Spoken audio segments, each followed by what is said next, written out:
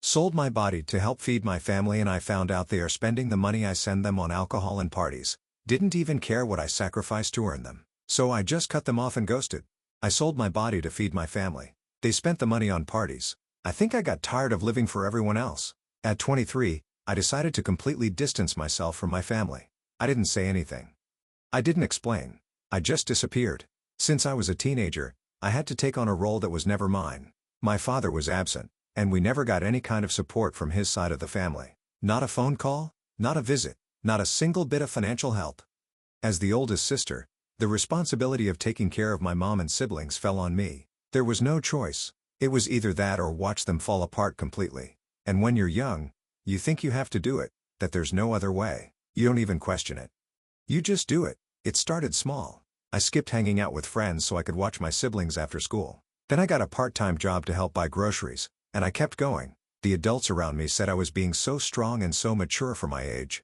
But deep down, I was just scared. Scared of what would happen if I stopped. Out of necessity and my own survival, I ended up working as an escort. It wasn't for pleasure or out of curiosity. It was pure, raw desperation. I was 19.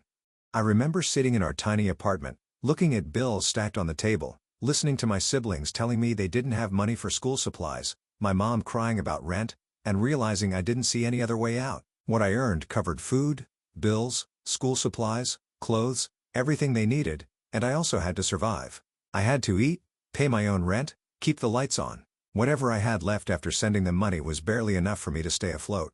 So I kept going even though I hated every single of it. I hated my work.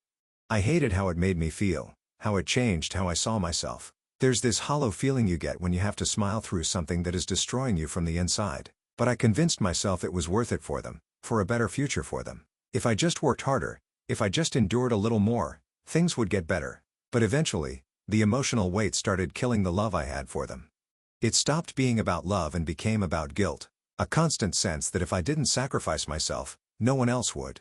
That if I stopped, everything would crumble. That I was selfish for even wanting to stop. It's exhausting when your entire existence feels like a debt you can never repay.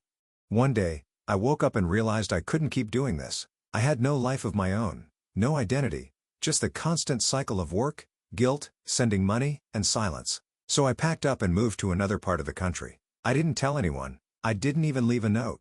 I just left. From there, I kept sending money. I told myself it was temporary, that I just needed space. But the more distance I put between us, the more detached I became. I stopped feeling connected.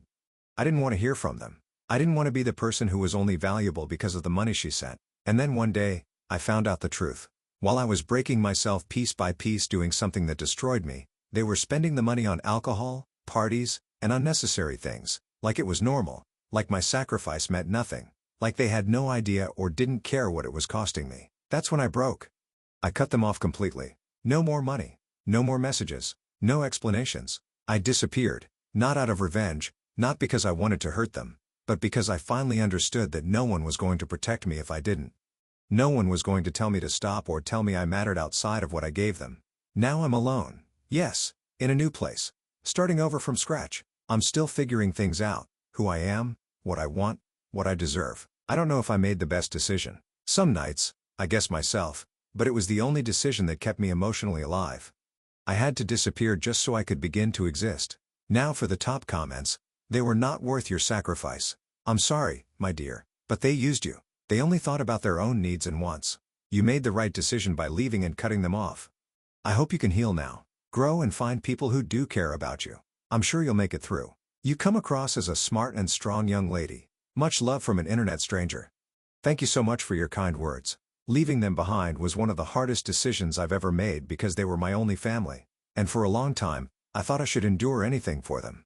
But I realized I was simply disappearing as a person. I was exhausted, emotionally numb, and completely alone, even when surrounded by people I loved. Now I really am alone in the world. But oddly enough, I'm finally starting to feel peace. I'm recovering little by little, building a life just for myself. And honestly, it feels so new and strange, but it will be a path I build for myself, and it will be better.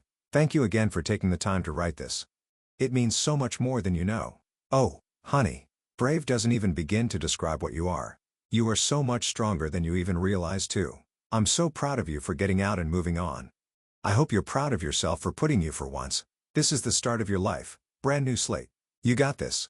Please, please be sure to choose yourself every single time in every instance. You are precious and worth choosing. Remember the airline rule. Take care of yourself and make sure you are good before you assist anyone else. Hugs to you, my dear. Now I know. It's never worth sacrificing for others, not even family. They'll never truly see how much it costs you. I'm 23, and I'm only just realizing I was never supposed to play the role of a parent to my own family. But life doesn't ask. It just hands you that burden. Thank you for reminding me to choose myself. Next story. My ex-husband returned my dogs to the shelter, and one was euthanized.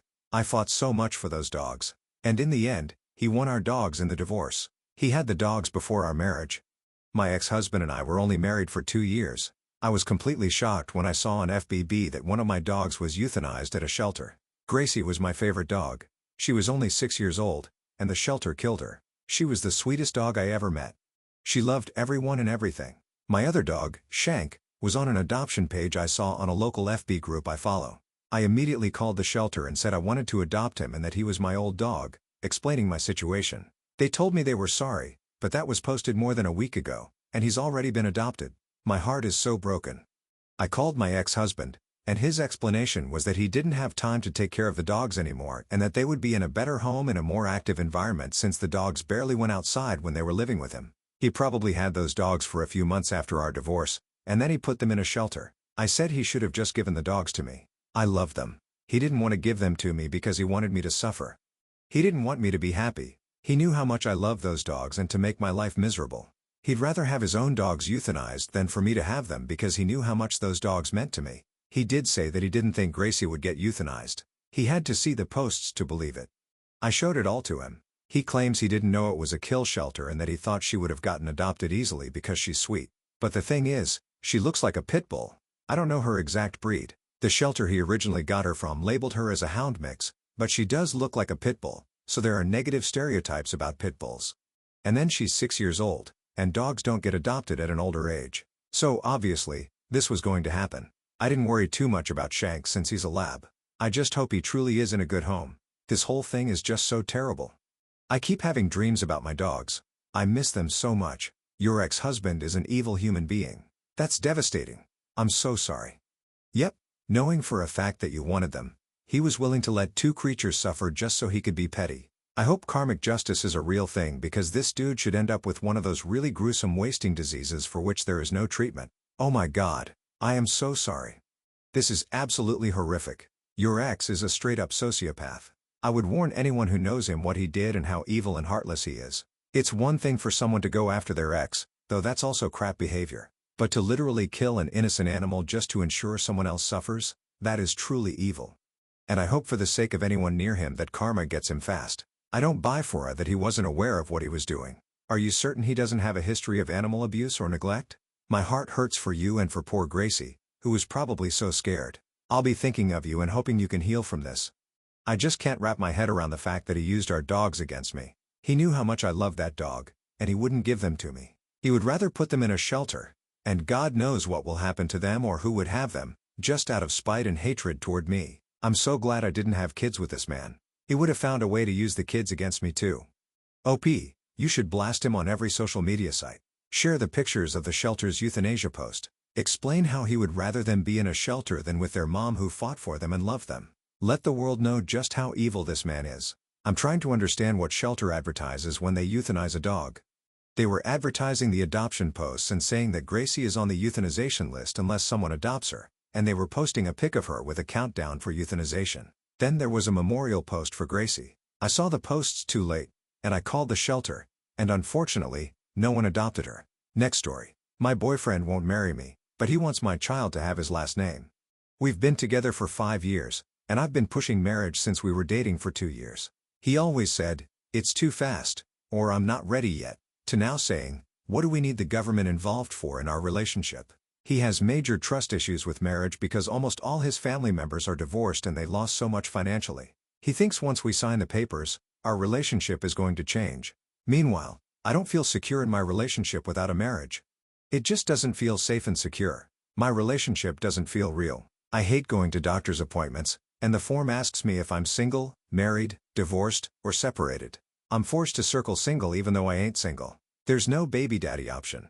Being a baby mama is just insulting. It makes a woman feel like we're not enough, and there will always be a door open because we don't have the highest level of commitment. I explained to my boyfriend what it means to be married to me, and he said he can't do it, but he wants to stay together, live together, and have this baby together. I told him if I can't have his last name, then my child won't have his last name. He told me not to be goofy now, and that's just silly because all babies have their father's last name. Even when the kids barely even know their fathers, they still got their daddy's last name, which is true.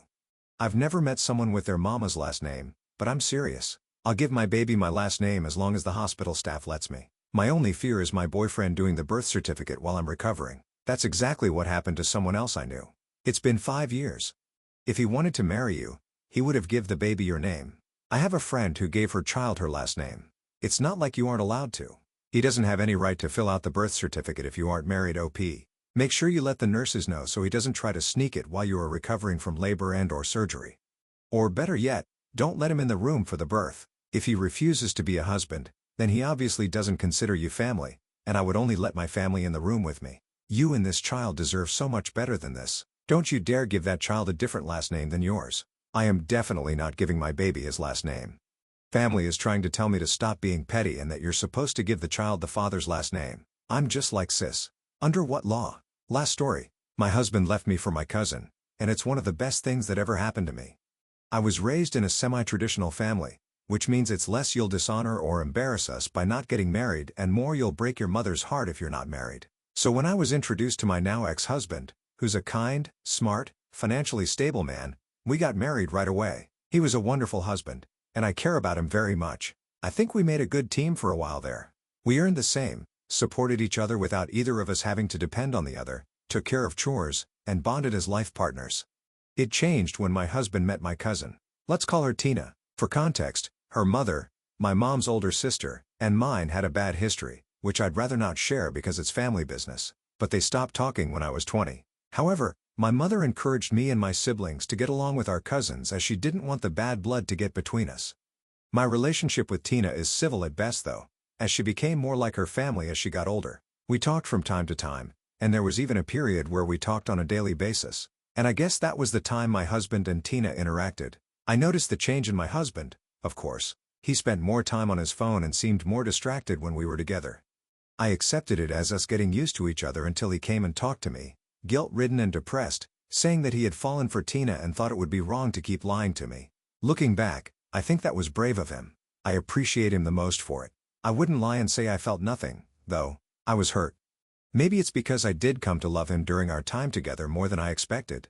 Maybe it's because there's hidden resentment for Tina's family inside me that had subconsciously told me I lost. But another thing I feel is relief, freedom almost. We had a peaceful divorce, and I wished him the best. Tina and I did not talk after, but my family and I had some long, tearful conversations. My mother asked me how I could just let him go like that. My father wanted to beat my husband up, but in the end, we kept it in my family only. My sister was my rock during that time. She knew I never wanted the marriage, not willingly, and that this was essentially a way out for me. I feel freer than ever before after the divorce.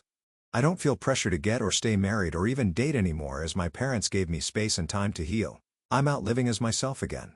Truly, wholly myself. Last I heard of my husband and Tina, they're still dating and seem pretty happy. P.S. One of the last things Tina's mother said to mine was, "You'll have to beg me for help one day." I think it's funny because it did come true somehow for the younger generation. Tina did help me in a sense. Toast to you. Because. Edit. Just wanted to add that he never cheated on me physically, like they didn't sleep with each other behind my back before the divorce. As I mentioned, he talked to me about it very clearly and maturely. Someone in the comments said that we got married for the wrong reasons, and you were right. I am grateful for everything we've been through together and happy for him. I respect your opinion on what counts as cheating. If he can do it to you, he can and will do it to her too. Your cousin took the trash out literally. I don't really think so. We were simply not romantically compatible at the start, and I'm happy he found someone who's right for him. He allowed himself to create such a bond that he fell for someone else despite his vows. You can be forgiving, but he's still trash.